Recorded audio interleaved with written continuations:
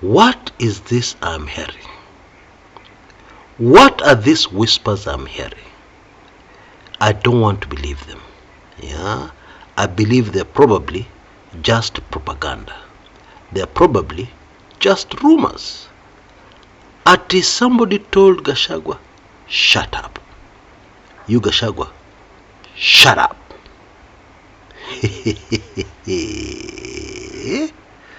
Now, whether that karuma is true or not, whether those whispers are just rubbish or they may have an inkling of truth, one thing we know for sure, those of us who are very observant about our local political scene, and that thing which we're very sure of, which we're seeing every day, is that there is a problem. There is a problem between Rigathi Gachagua and William Samoei Ruto. Even if you observe carefully at the body language, you will know there is a problem.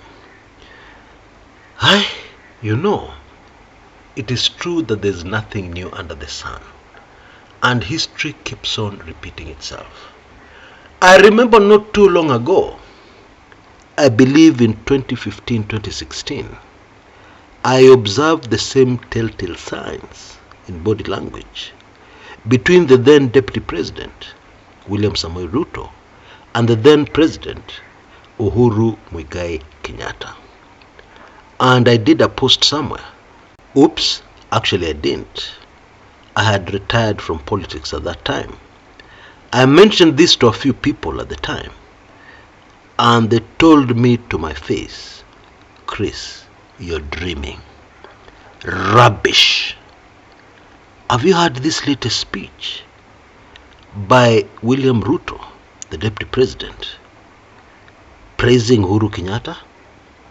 Have you seen this clip where Ruto is talking in his usual way as the Deputy President, fully behind the Jubilee government? What are you talking about, Chris? What are you talking about? Rubbish. That wasn't too long ago. Yeah, and of course we know how that story ended. Indeed, these people who are ridiculing me, mocking me, came back as we headed towards the 2017 general elections, and they told me, Chris, what rubbish are you talking?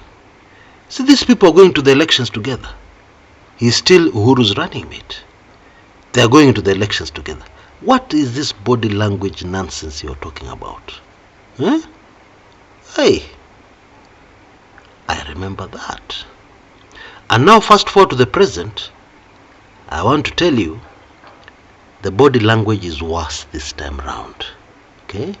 We even have photographs that have appeared all over the place, and you don't even need any expertise in reading body language. You just look at Gachagua's face and it tells you the whole story. And if you're not satisfied about that, I will remind you of some recent drama. You know, Rigathi Gachagua has been talking about shareholders in this government. There was an initial blunder. You know, you have to be very careful about what you say when you're a politician. But you see, Rigathi Gachagua, uropokwa tu, he just talks. Well, he made this blunder when he talked about shareholding, and I'm sure deep in his heart he really regrets that day. But what did he do after that? He decided to recover and still insist on this shareholding thing. Yeah, but try and flower it, dress it in some certain way so that it is okay. He gave us the impression that we misunderstood him. Well, I'm sure you've heard recently when Ruto came out and said very clearly, there is nothing like that. All Kenyans are supposed to benefit from this government, whether they voted for it, shareholders, or whether they did not vote for it, non-shareholders. I'm sure you took in that. I'm sure you know about that. So what other evidence do you need? Niambie. What other evidence do you need? Well, on my show today, I want to focus on two hot related topics to this political development that some of us have stubbornly decided to still not believe is happening. Yeah?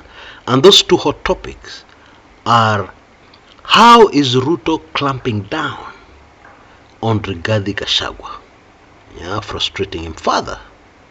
And number two, how much damage really can Deputy President Rigathi Gachagua do to the Kenya Kwanza government if it becomes too much and he gets very annoyed? How much damage can he really do? Okay? Now, as far as frustrating Rigathi Gachagua, I will be very brief because it is very obvious. It is very easy to deal with a deputy president. Very easy. Okay? And we saw it with Uhuru Kenyatta. We saw it even in the days under the old constitution when we had vice presidents. All you do is that you make sure that their entry is empty kabisa. In other words, you don't give them any tasks. You don't give them any assignments to do. So they're just idle, staring at the roof in their offices. Well, they're allowed during political meetings to be flower girls, to come out, welcome you the president somewhere, and then to give a very nice speech. Yeah? Me and the president were joined at the hip. Me and the president were still together. Whatever those rumors, those people spreading malicious rumors are saying, me and the president were still together. Tuko pamoja, stuck very tight, na super glue. Nothing can divide us. Yeah, you make those kinds of speeches.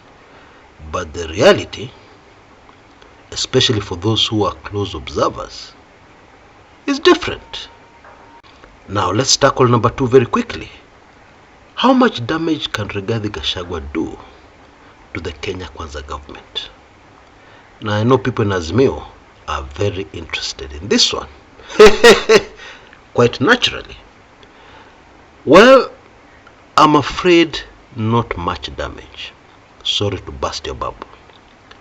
He can't do much damage. And that is why he has been forced by circumstances to pretend that all is well.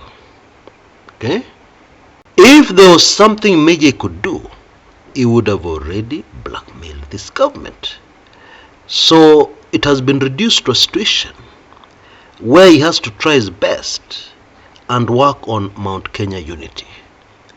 But already there's a problem, because there's the Kamwene forum coming up very fast with Martha Karua and Jeremiah Kioni leading the pack, and others are joining in.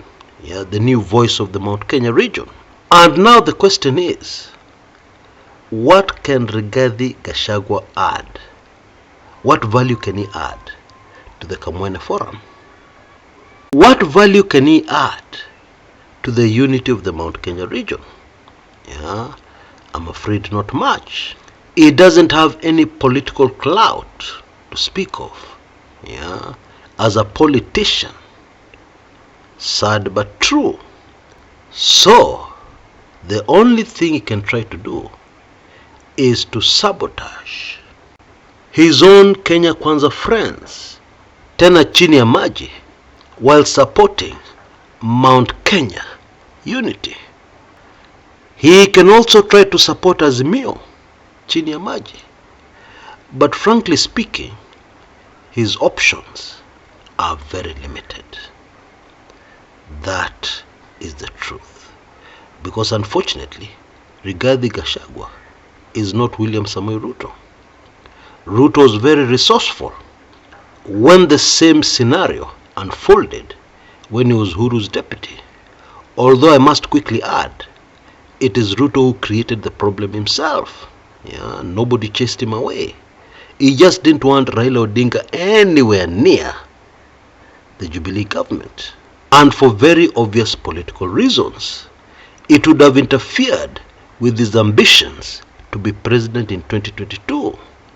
It would have frustrated his big ambition to be president in 2022.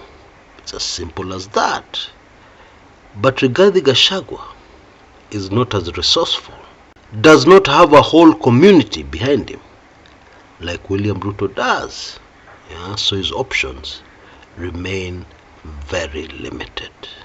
You know, the making of William Samoei Ruto as a man and a politician is a super fascinating story that has never been told. Well, until now. My audiobook, The Ruto Kenyans Will Never Know, is extremely revealing. And in case you've not yet gotten hold of it, please take advantage of our latest offer and do so today, right away.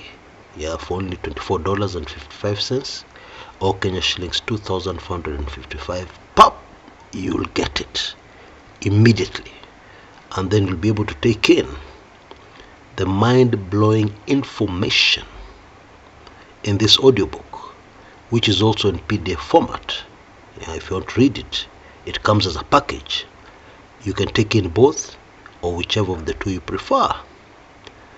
Until next time, this is Chris Kumekucha.